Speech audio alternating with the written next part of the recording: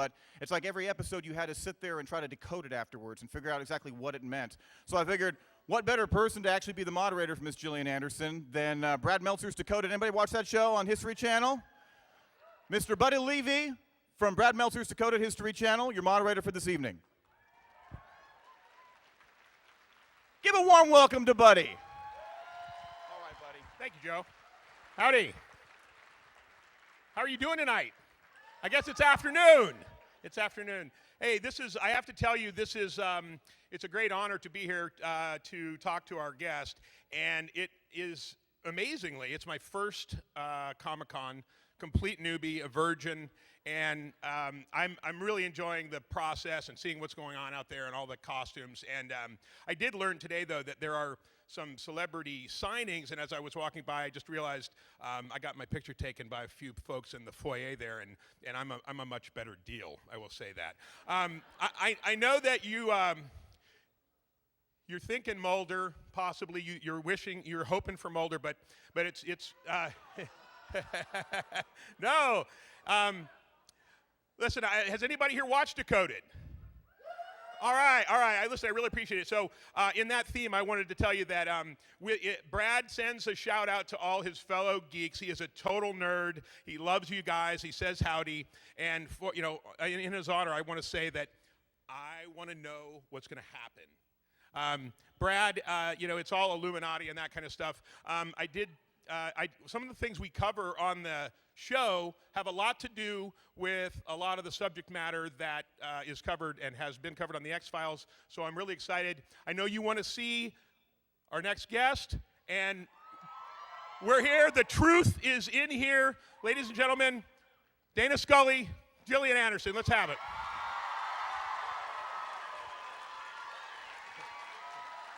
Give it up for Gillian Anderson. Unbelievable. Good to see you. Good to see you. There's a mic right behind you. Wow. It took me a minute to adjust, but they are deep. They are thousands deep. Holy shit. Exactly. How many of you guys have been in a panel that I've been talking at before? About 5, okay. Everybody else, lower your expectations. How many of, sorry. Go ahead. How many of you were here for the last guy that just spoke? Yeah, lower them like way down. I don't have those kind of stories. He started telling me beforehand, Buddy started telling me that he was going to ask me about details of the shows and the episodes. And I warned him. I'm warning you now, I don't remember anything. And I'm really sorry in advance, but I don't remember anything. Wait, you don't even remember when they abducted you and took you off?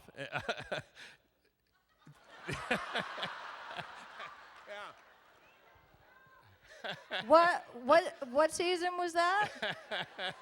Exactly. Well, one thing I wondered, having looked at some of your recent work, I want to get the accent thing out of the way. Now, you can go seamlessly between a perfect British accent and a perfect American accent. And would you be willing to do a little bit of that today? Answer some of the questions in American English and some in British English. Really? Yeah. Well, it's contextual, right? It depends on who if you're being interviewed by a British interviewer, you usually are just spot on, right? Right. And so it would depend on if I started asking questions with a British accent then. Yes. Perhaps. Okay. So listen, 9 seasons, Dana Scully. It has defined a lot of what you do. I'm wondering, some of the takeaways that you have from, what it's done for you and your career. Well, I don't think, I mean, it's hard to know. Okay. I mean, when I got this job, I had been living in, when I got this job, I'd been living in Los Angeles for about a year and a half out of work, and was on my last unemployment check when I got the job. So it made a big difference in my life, and I think over 9 years it made an absolutely massive difference in my life, and I wouldn't have had the opportunities to do the work that I've done since then, and wouldn't have met the father of my daughter, and lots of stuff like that. Are you able to shake Scully, or are there I mean, I know in some of the work that you've done recently, there's a component of investigation, and so do you bring aspects of her always with you? Can I sit on your side? Absolutely. That is so much better. What is it? Oh my God, that is so much better. Why? What happened there? I don't know. I like this better. All right. All right. I'm here. Okay. This is like going to restaurants with my sister. There's always shifting about. Yeah. Well, yeah. I mean, one of the things I have been offered roles since Scully that are law enforcement officials, and the first one that I took after saying no to quite a lot, I took because I thought actually, potentially, it's more challenging to play another law enforcement official and make it as different from Scully as I could, just in terms of really looking into the aspects of the character and not bringing any of Scully into it. But that's every character is different as it comes off the page, and I only really choose things that don't remind me of her. Right. Yet you did have nearly a decade of daily work that was just all training. I mean, it was better than acting school, right? Yes. Yeah. So some of the new stuff I do want to touch on, and I know that we're going to open this up to questions in a little bit, but I read a little bit about the BBC Two thing, the fall, and pretty good. What have been the sort of the highlights for you of that program, and why'd you take it? Well, it's a 5-part series, and the intention is that we'll do another season as well. And it is I play a character called Stella Gibson, who is a detective superintendent, and she gets sent up to. It was shot in Belfast. She gets sent up to Belfast from the Metropolitan Police in London to do what's called a 28-day review, which is that when law enforcement is stalled on a case and can't seem to find enough clues to lead them to a murder. In this instance, a murder has taken place, and they can't figure out what's going on. They usually bring in a senior official and to kind of oversee what's been investigated so far and where they might be missing things, but also in case there's been any dirty business. There's a politician involved. The politician's son is one of the suspects, and so it's somebody from the outside who has an objective view coming in to take a look at whether there's been any dirty business going on. And this was filmed in Northern Ireland. It was filmed in Belfast, yes. How different was that to, say, shooting, in America domestically, or there? I mean, is it? Well, I live in London, right? And I've shot quite a few things over in the UK, and I shot a film in Belfast before, and I'd shot a film in Dublin posing for Belfast. So I'm a little bit familiar with filming over there. And I mean, anywhere you film is slightly different and always the same. Their accents are different. But I play a Brit in Northern Ireland. Yeah. By the way, loved Any Human Heart, and you played kind of a. Did you all see that? Any Human Heart. You played a royal bitch in that show too, didn't you? I actually don't remember, but I've had 4 or 5 people come up and say that that's their favorite movie of all time, and I just realized I need to see it again because I don't remember it at all. Oh, it's really good. Yeah. Oh, good. Yeah. And yeah. By the way, you're lagging a little behind on the British accent, so we'll just keep it up. You know, don't you think? It's very. Well, I wondered though, does it happen instantaneously, or do you have to actually consciously think about doing it, or does it just turn on and off? Well, I grew up in London, and it was my first. I learned how to speak by speaking. You know, that was my first language, so to speak. So when I'm around Brits, it comes back, and often just with everybody seeming to have an issue with it, I've tried while living over there not having it, and I sound like an asshole. So you just let it go. I sound just like mid-Atlantic Eurotrash, stuck up. Yeah. So I just go with it. I have a little bit of that. Both my parents were born and raised in New Orleans, and when I go to the South, I begin to sound like a redneck a little bit more, like a Creole or something. But you want to. Are you guys ready? You want to open it up and let's just have the audience start firing away. And I think at this stage they're going to be queuing up in the aisles and rock and roll. I don't want to be. I don't. Here we go. Well, oh yeah, to the right. Hi. Go ahead. Hi. You're my childhood hero. You're jumping up and down. And I wouldn't be the person I was without you.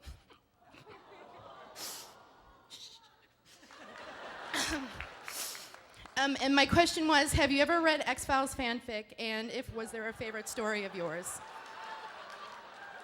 Have I ever read what? X-Files fanfiction, and if there was a favorite story of yours, and what is your favorite rating? Wow, that's a 3-part question then. Is X-Files fan fiction different than the episodes?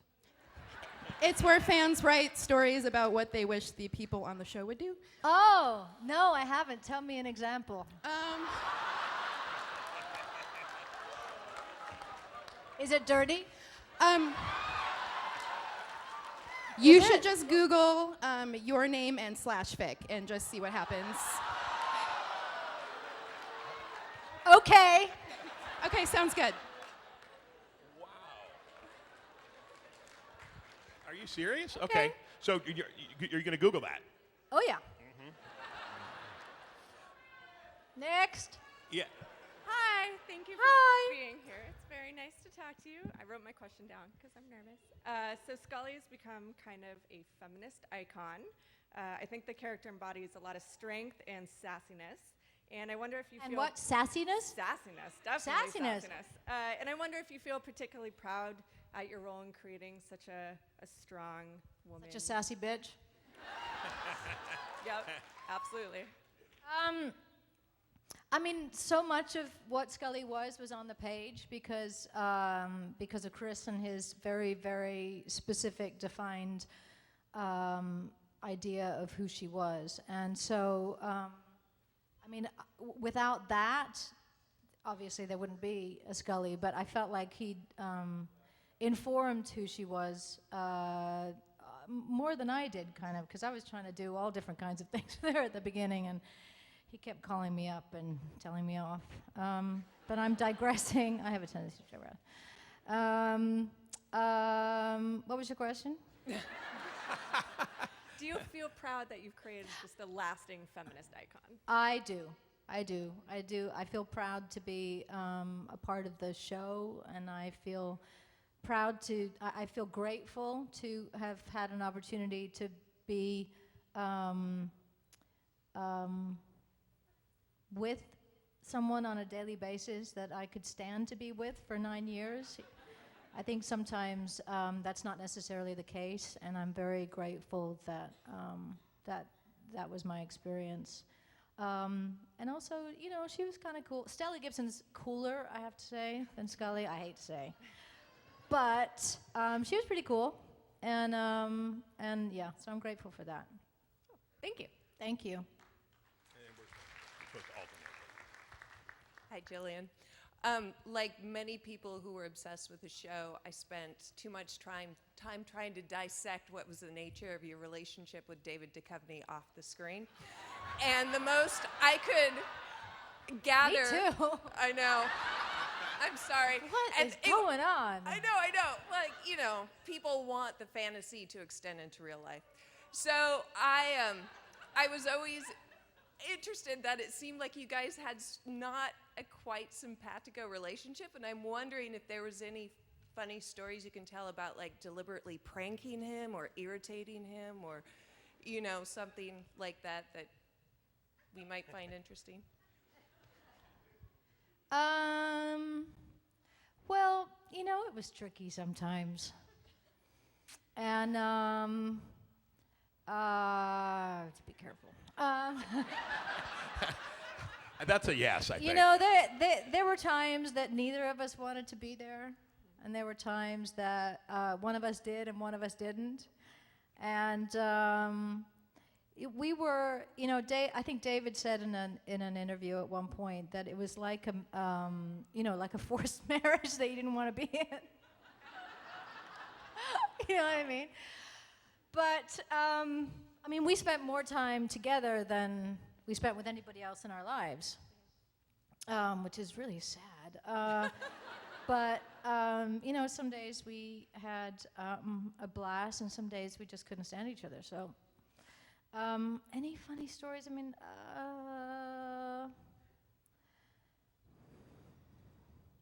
I don't know. I think the pranks that I would pull, I learned to pull on other people. And so there was this isn't going to be interesting, but Rob Bowman, do you know who that is? He was one of our directors. I don't know why there were clothespins around. I really don't know why, but there were clothespins around. I don't know what, the grips must have used them or something. And but they were around, and I got in the habit of like pinning them to the back of people's coats, jackets, shirts, etc. And at one point, I think it was actually during did he direct the first film? Okay, during the first film. During the first film, I think I got something like 56 clothespins on the back of his jacket. And he didn't realize it yet, but I was peeing myself laughing so hard behind him that I kind of gave myself away. But that kind of stuff didn't really make David laugh. I'm trying to think what made him laugh. Are you still friends? Yes, we are. Okay. I think there you go. Is that enough? Yes. Okay. So it's a prank, but not on David Duchovny. Correct. Okay. It'll have to be close enough. Right here. Hi, Gillian. Hi. My question is about the episode you wrote and directed in the 7th season, All Things. Woo! Could you please share a bit on that creative process and, in particular, the professional authority you gained from that experience?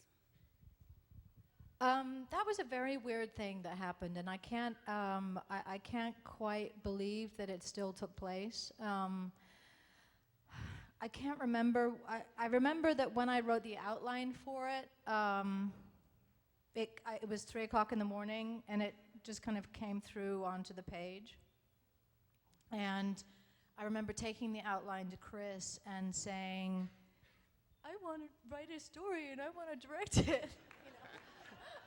And, you know, he said very diplomatically, "Well, go ahead and write the script, and if it's good, we'll see about you directing it." And so just the fact that it got written somehow in between shooting scenes for the series and stuff, I actually don't remember that bit. I don't know how it got written. But somehow it did. And then at some point, Frank Spotnitz was assigned as my mentor, and he helped me kind of break down scenes and stuff like that. And I think that, you know, obviously when you follow something through, that just in the doing of it and not giving up, that in and of itself can strengthen someone. And I think that at the time it very much strengthened my own confidence in my writing abilities, but also in the directing of it. I felt like I was a kid in a candy store. I mean, I remember thinking, this is the best thing going. And, but I also remember 5 days in wanting to quit. This is so hard. You know, so it was, I think it gave me a huge amount of confidence and strength. And also, you know, there were, what, 2 women directors in 201 episodes? Anybody notice that? So the fact that I was one of those 2 was quite a big deal. And being able to be around the crew that I'd worked with for such a long time and boss them around, and they had to listen to me, and you know, that's all good stuff. Well, thank you, and thank you for being here. Thank you.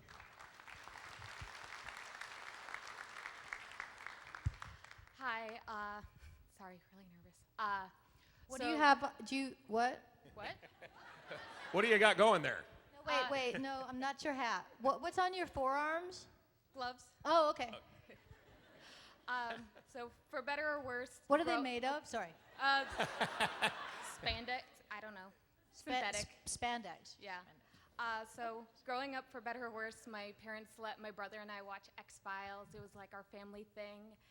And I absolutely love Dana Scully, and sorry.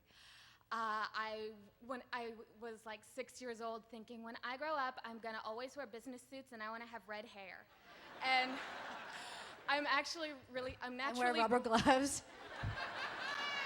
Just for today. Well, Scully did wear gloves a lot. Yep. But, and I'm actually a natural blonde, and I'm really tickled to see you have my same hair color. But to turn this into a real question, did you ever keep any of those suits? Because some of them were awesome. Hell no. I mean, You could just see them I lined had up a in your plaid- closet. I had like a plaid one. I had like, at some point I had like a teal blue, right? I mean, Yeah. Those boxy red ones. man, some of those early ones were, Something else.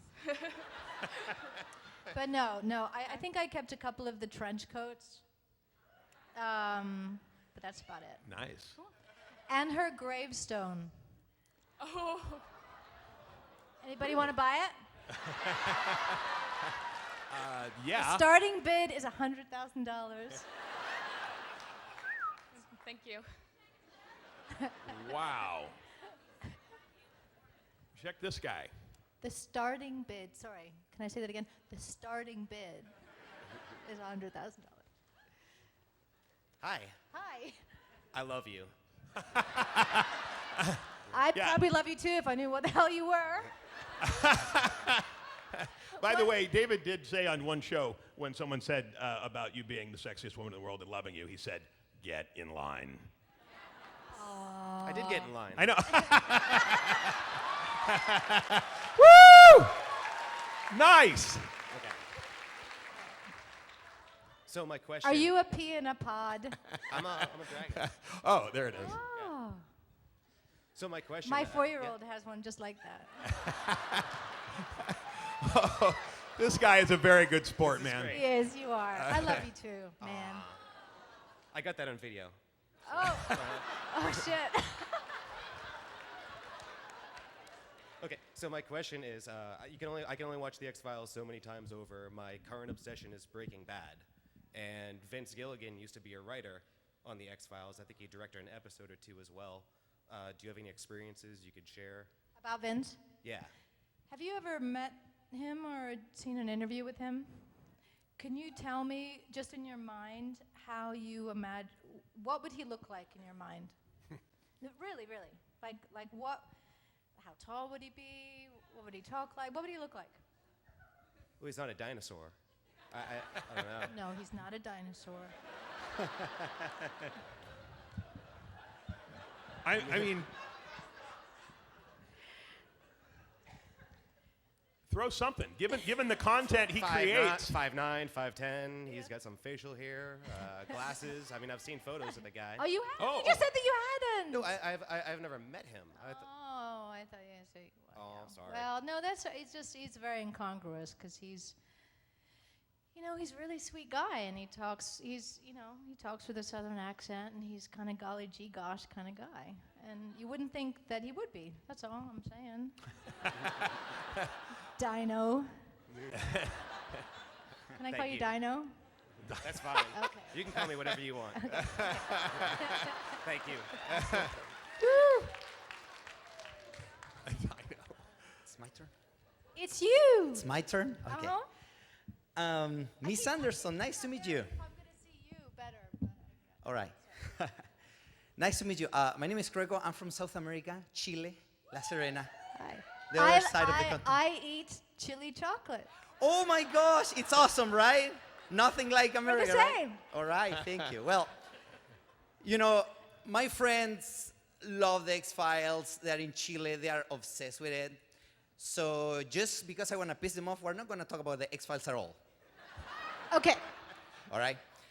I am a fan of Californication. Hardcore fan. And my two questions in one. Yeah. Is it really David Duchovny in that show? He doesn't act, it's just himself. Is it that true? That's question number one. Is he just like that? Yeah, like in that show, he doesn't act. He's just himself. This is great. Okay, that is number one. two. Okay. And the second one is, are you going to be someday a guest star in Californication? Because that will be hilarious. That will be awesome. Every time I watch this show, I'm like, why Gillian Anderson is not here? It will just break the ratings. It's just so awesome. Because I'm sorry, I want to tell you this. Scully and Mulder shall never, ever be romantically involved. They romantically involved. They are like brother and sister. They are brothers in arms. I'm They're not both so sure I agree with that. They're both fighting the aliens. I mean, you guys, don't you see how many girlfriends Mulder has? But, hey. We don't need to worry about his love life. Hey, the last season ended in a hotel room, though, didn't it? Yeah, but that was kind of forced because the fan wanted it, right? So what? Oh, no, I'm sorry. My two questions. Is David Duchovny in real life as in Frank Moody in Californication? One. And two, will you be a guest star in Californication? Because I would love it too. Thank you. The answers are yes and no, but not necessarily in that order. Woo! Thank you. You're a great actress. I really love your work. Thank you. That's a good answer. Hello. I was going to say you should take it on the road, but then thought, no, he's going to get killed out there. Hello again. Hello again. Have you gotten the tattoo yet? I'm working on it. Oh, good. As in what? It's half done, Maybe or? tonight. I've been waiting in line all day. Yesterday You and know today what? for- You know, wherever the last Comic-Con was that I was, I signed it, and half an hour later she came back and she had a tattoo. So don't talk to me. Is this my? I'm joking. It's my first time. Be gentle, please. Thank you. Okay. You've got other tattoos. My Comic-Con. First Comic-Con. Okay, first Comic-Con. Okay. You're Me very too. brave coming up here in the microphone. I think I just peed. I'm sorry. Sorry. Oh, my word. So, I want to stand up for all the ladies out here and saying, yes, I don't have a Peapod costume, but I also love you. We love you very much, coming from the ladies' side. But that's not my question. My question is, my two favorite characters are your Mrs. Castaway and Miss Havisham. Brilliant. Woo!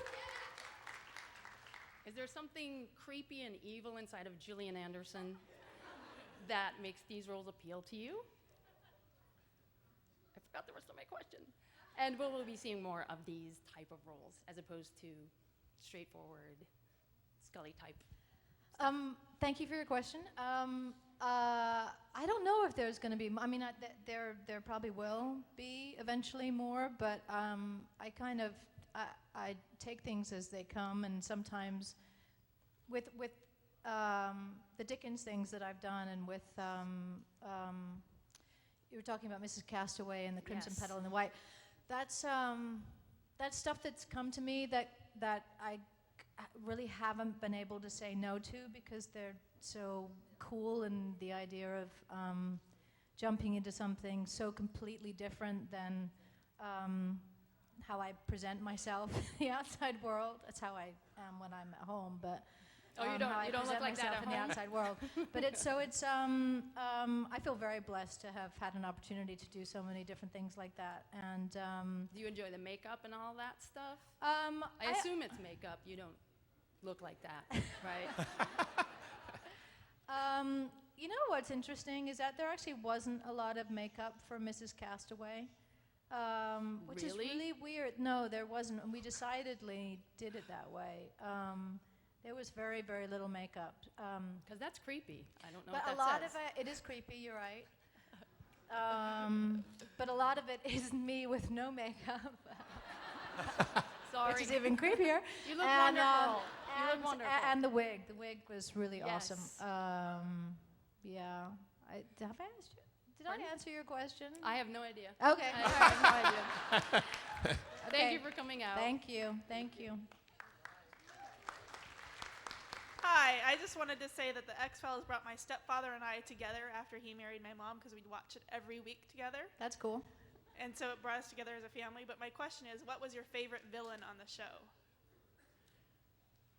Or monster of the week?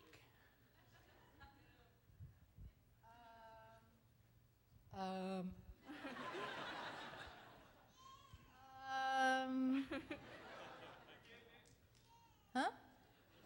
There were a lot of villains, weren't there? There were a lot of villains. Toombs was my favorite. Who? Toombs. Well, I think really, as I think a lot of people think this, but one of the creepiest episodes was Home. Yeah. Oh,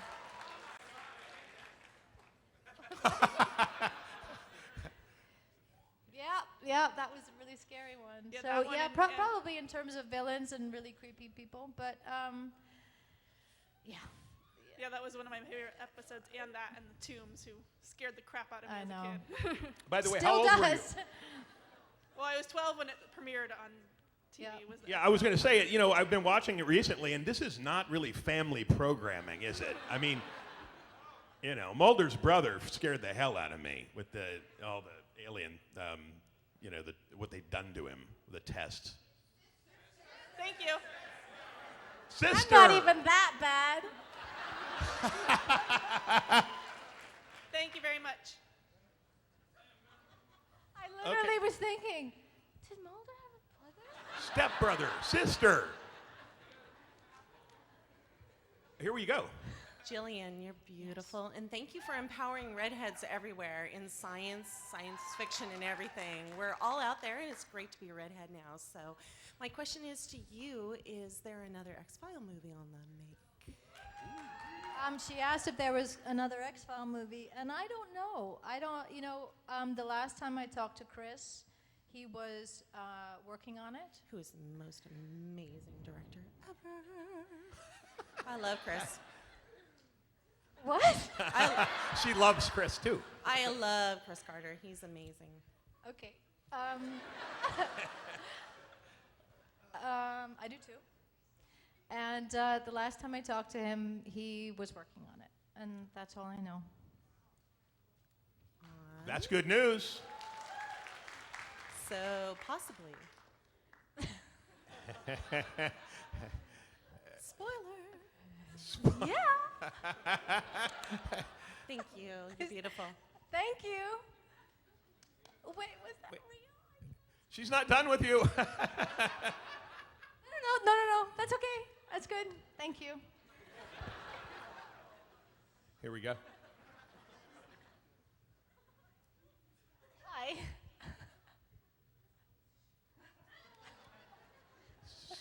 speechless. Yes. No. By the way, I know exactly how she feels. Yeah. Sorry. Well, sometimes. Sorry. Yeah. I just It's okay. You're doing great. I want to say thank you for being so jawsome. You're very jawsome. And I just wanted to find out if we could expect to see, or if we were so lucky here in the U.S. to see you on stage again. I mean, See, here in that the US, baby that'd be clearly great. doesn't want me to be on stage in this day. I mean, like in theater. Yes, yeah, no. I am in the works on something, but was aiming for it to be in New York. I think it's going to start out in London, but eventually, hopefully, it will go to New York. But that would be next year. Oh wow, that's really soon. That's sorry. It's okay.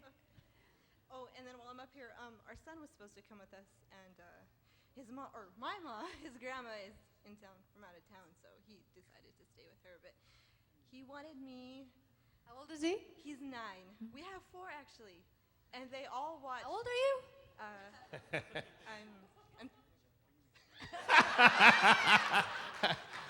I'm 30. 30. You're 30? Yeah. Wow, and you've got 4 kids? Yeah. Wow. My eldest is 9. The middle 2 are 6 and 4, and Wow. the youngest is 11 months old. But my son, he wanted me to just tell you that he really likes your faces. He loves that you make so many facial expressions, and that's one of their favorite things to watch. If you watch any of your movies or the shows, he's just like, oh, I can't wait to see what face she's gonna make. Like, what is she gonna do? Look at her go. What is she gonna do with this? And he's like, he just really, I don't know. That's very sweet. Thank you. Thank you. Thank you. Were you aware of your facial expressions, by the way? Because there are a lot of them.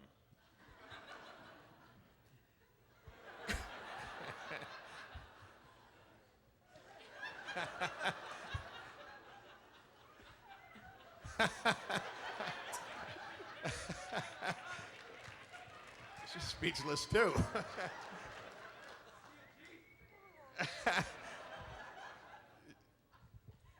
Hello. Hi, Gillian. I want to say, first of all, I think you're badass, and Yes. you're gorgeous. But my question is you played some really dark, tortured characters. Has any of that ever affected you personally? Are you able to disconnect yourself from the character that you're playing? I'm pretty able to disconnect myself. I've always been a little bit afraid to play somebody who's properly crazy, like contemporarily insane. Yeah. I think that might be hard. I haven't. It hasn't been offered. Well, it did, but I couldn't do it. But I might hesitate. Oh, hello. I might hesitate to take.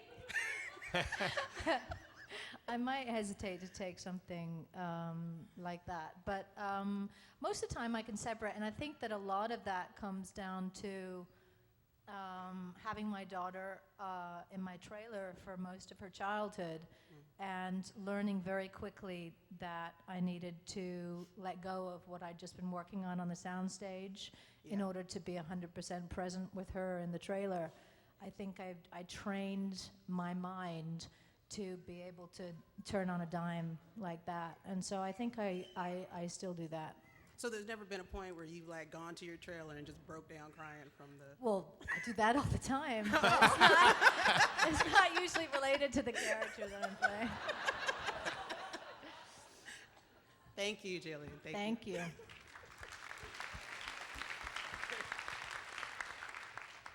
I really enjoyed watching you on the X-Files, and I really missed seeing you on TV. But the last thing I saw you in was about a year or so ago. I was looking at buying an electric car, and I searched on YouTube, and I saw a video of you. And I was curious. I ended up buying an electric car, and I have solar arrays in my house. I was wondering, was that just What, a paid... that one? That same car that I was... I did, yes. No I love way. it. Really? But I wanted to find How out, much? was that just is a paid so cool. gig? It was a Leaf, right? Yes, yes. I didn't want to plug Do anything. you like but it? Absolutely, I love it. That What is I wanted so to know cool. is Did that you buy really... it because of me? Partly, yeah. If Scully likes it, well, hey, I'm going for it. But I was curious, is that really a passion of yours? And what can we do to get more people to buy electric cars? You have to do more commercials, apparently. Yeah. You know, that's a hard one. That's a really hard one because I live in London and I shamefully have a Land Rover. Gas guzzler. But it's hard to fit 7 people in a Leaf. And so that's partly why I have that. But also, I take the bus a lot, and I take the train in London, and do other things that are group forms of transportation incognito to counterbalance the fact that, you know, sometimes I drive that car with lots of people in it. There are lots of things. There are small things and there are big things that people can do. And one of the great things that they have, I don't know whether they have that here, but as part of the recycling that you do in London is is actually pick up your compost. And from what I understand, that the recycling plants were going to shut down in the UK. I might be making this up. I just have to say that. But recycling plants were going to be shut down because they were losing money. And then somebody came up with the idea of being able to collect compost, use the compost, turn it into proper compost, and sell it. And they make so much money selling the compost that they collect from households that they're able to keep the rest of the recycling going. So I think that's a really good idea. So if they don't do it in your neighborhood, maybe you can talk to people about starting to do that. So you still have the Leaf, though, and you drive it when you're not driving your Range Rover? No, I don't. I do not have that. That wasn't my car. That was a test car. Okay. Thank you. I'm not allowed to have 2 cars where I live. Gillian, I think I love you. I think. I mean, it's been 20 years. And Isn't that I've a been song? trying What to- song is that? Is that The Lou problem Reed? is that you remind me of my daughter, and so there's a conflict there. Yes, there is. You can still love her. Well, it's platonic. That's it. Okay. I'm going to make that be okay. That's okay. You said it was okay. It's all right. Okay. Is that kind of love? Yes. Yeah. And I think I'm wondering if I want this to be taken in the best possible way. Uh-oh.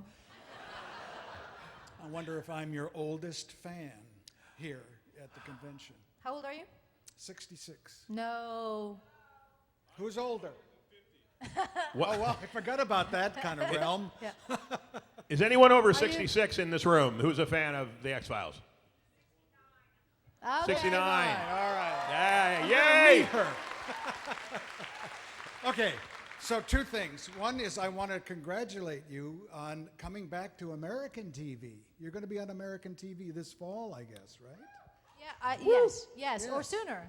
Yeah, sooner? So, yeah. Well, so I It's like one is a pilot for a show. Well, the thing that will air the first over here, I think, is Hannibal. I'm in the last few. April 4th, I'm hearing from the Yeah. periphery. April 4th. I don't know when mine are towards the end, so I don't know when those will air. Okay, but that's like just an arc kind of thing? Yeah.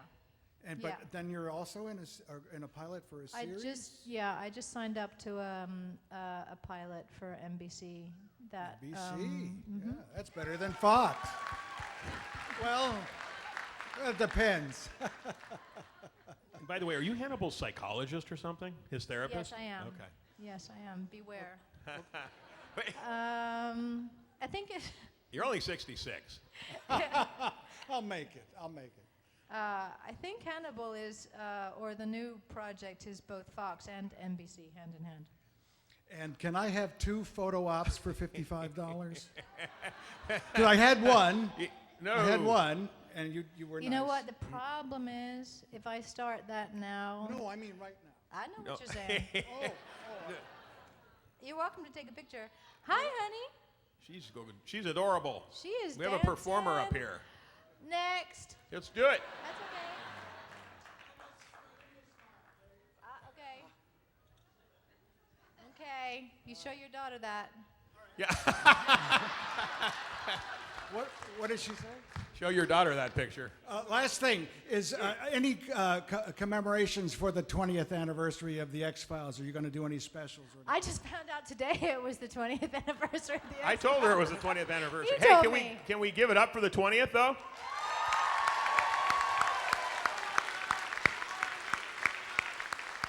Amazing run. All right, first off, I'd like to let you know that as a child, I think X-Files was responsible for about 90% of my nightmares. Mine too. All right, so thank you. Yeah. No, but I was wondering, just what's your favorite part about acting?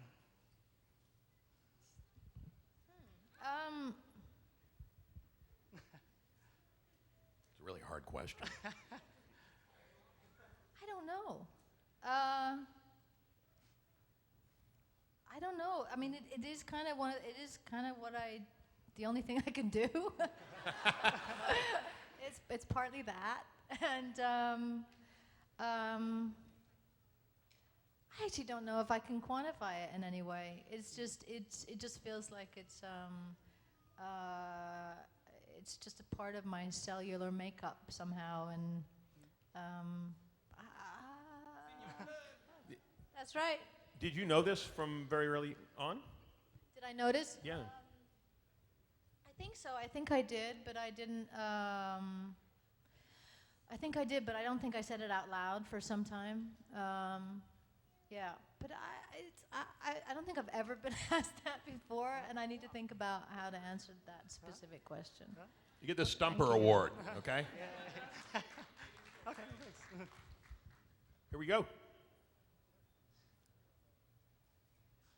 Hello, welcome to Seattle. My name's Carlos. Carlos. I could say I love you, but actually I love my wife. So. Oh. Yeah. She's a big fan of the X-Files, and my sister got me into the series.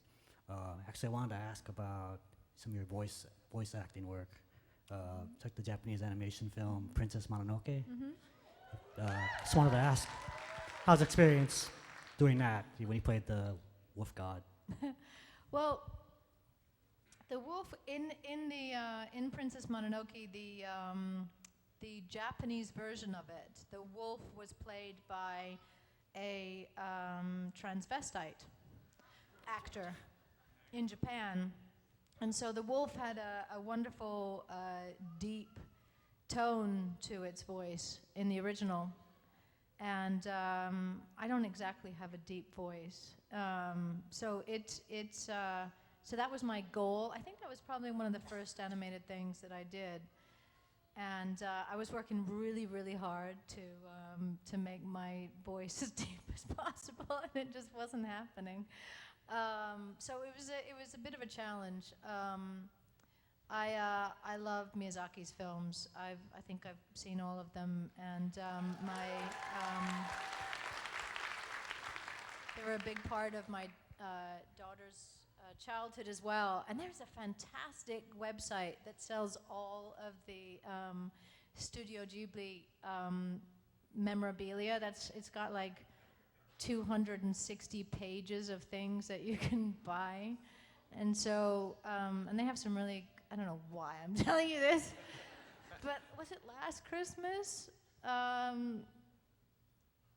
Anyway, I bought her some cool stuff. That's all I wanted to say.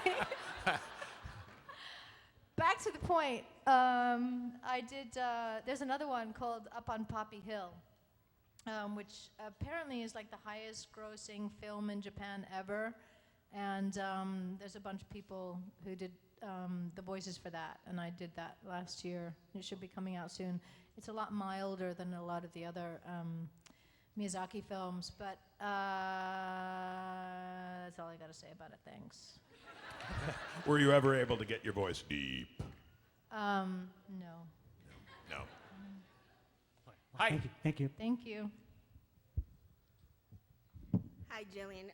I'm a professor, so I'm going to have to ask an academic question, so sorry in advance. So aside from being a feminist icon, the character and the show have been submitted to a lot of academic analysis and articles. And have you ever been bored enough or to actually read any of those works? No, not yet, but somebody handed me her dissertation yesterday.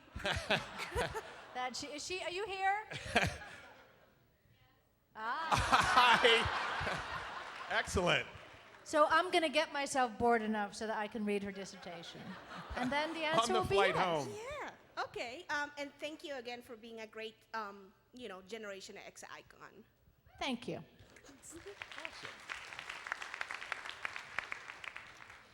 Hi, Gillian. Hi. Hi. I actually mentioned this film to you yesterday at the signing table. Really enjoyed your performance in Tristram Shandy. And the one thing I really like about that film is in the scene where you're negotiating your appearance in Tristram. It's unlike what would normally happen in a Hollywood film negotiation, as far as what I understand. So my question is, have you ever been in a negotiation where it was that smooth and you just absolutely agreed to everything right off the top, or is it generally a far more involved process? Yeah, there's lawyers involved and stuff like that, and it usually takes weeks. I mean, I think that was just like, hey, yeah, sure, I'll get on a plane, thanks, bye. Yeah. Yeah, it's not like that. Yeah. And what drew you to Tristram Shandy, considering it's a film about making a movie about a book that shouldn't be made into a film?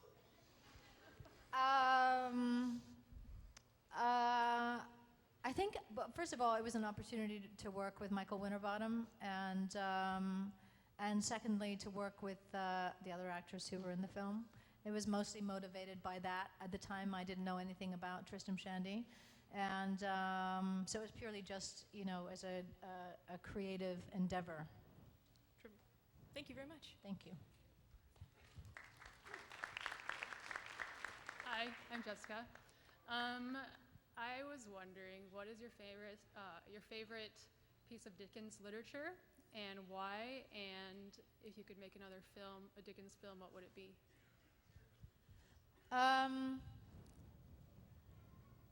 I think that probably Great Expectations has become my favorite.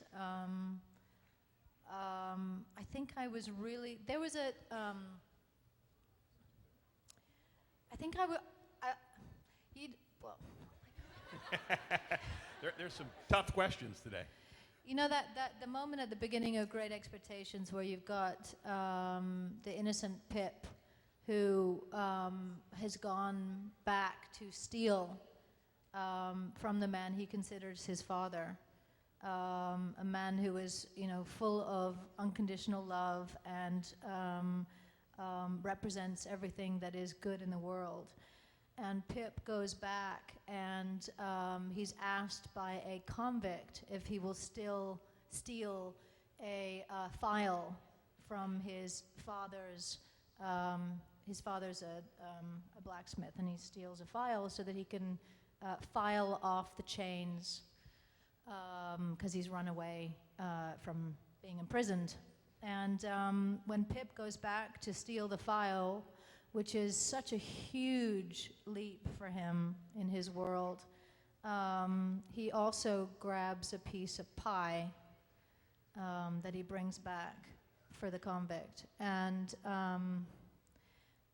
there's something so heartbreaking in that moment.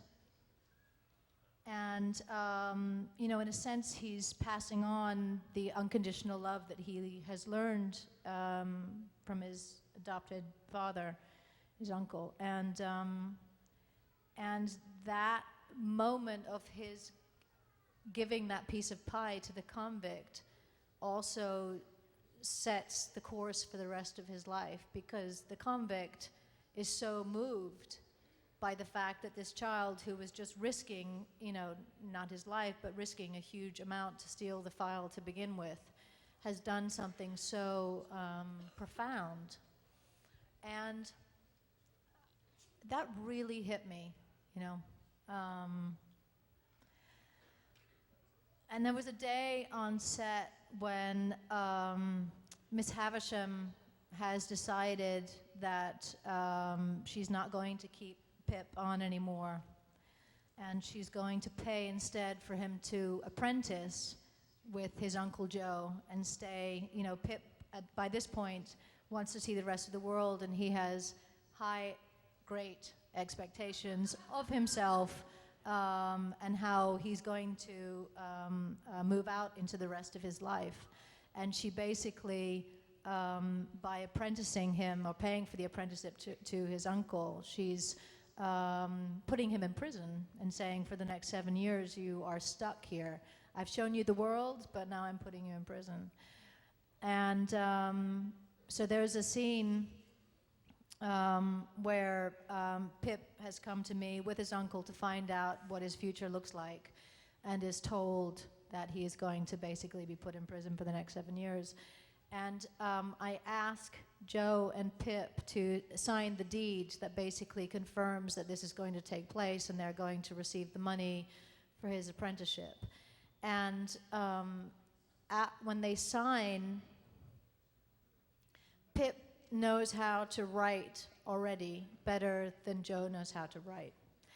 And so when the actors were standing there signing their names, and I think the camera was over our shoulders as they were scratching with this pen that had been dipped in ink.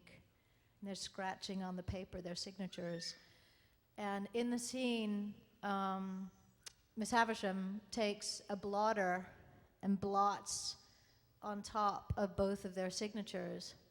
And at one point, after the take, I looked at the bottom of the blotter, and there was Joe's scratchy, very primitive signature, and Pip's more mature, slightly cursive signature on the bottom of this piece of paper on the blotter. And it moved me to tears. There was something so,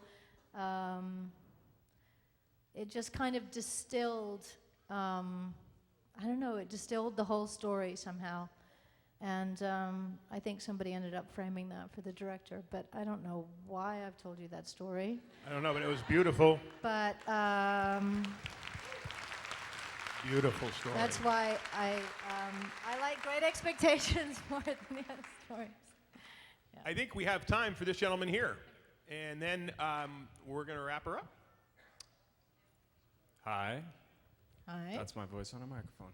And I just want to say that X-Files has just been an incredible show for me. You know, I've been through difficult times, and it's helped me, you know, build more passion into seeking truth and everything, because I feel that's what's most important, you know, because people just want to know things. They want to know what's really happening. They want to know how to think right. They want to know what to do, you know, and you just, when you find shows that, like, connect with a part of yourself that seeks something, you know, it's just kind of like, you know, that's what I want to do with my life, too, you know. I just want to impact people in the right way, you know.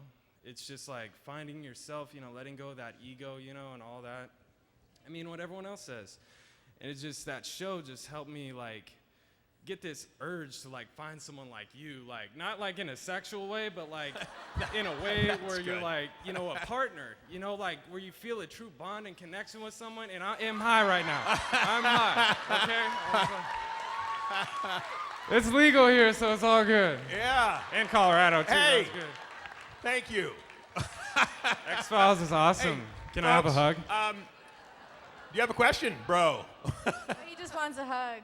Is it okay if I have a hug? No, probably not. No. Hey, ladies and gentlemen. But thank you. A virtual hug. This is a virtual hug.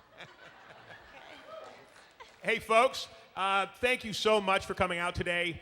Give it up once more for Gillian Anderson. Thank you.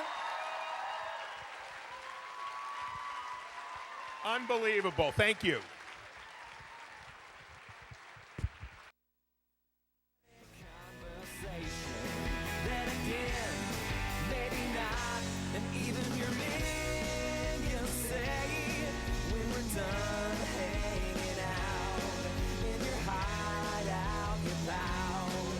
And I think that means we should spread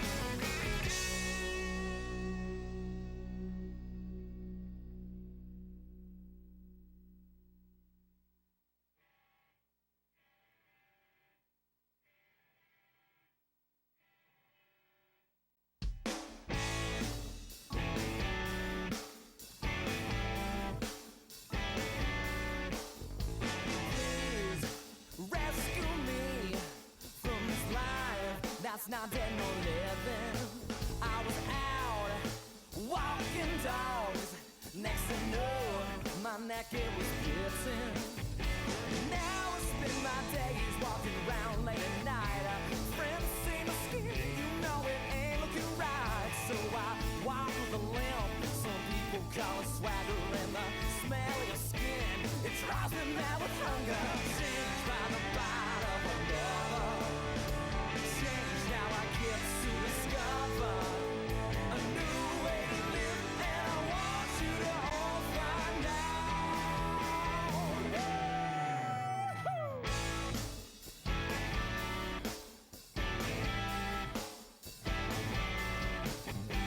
Ribs, they're on sale. I don't care, I just want your sweet blood.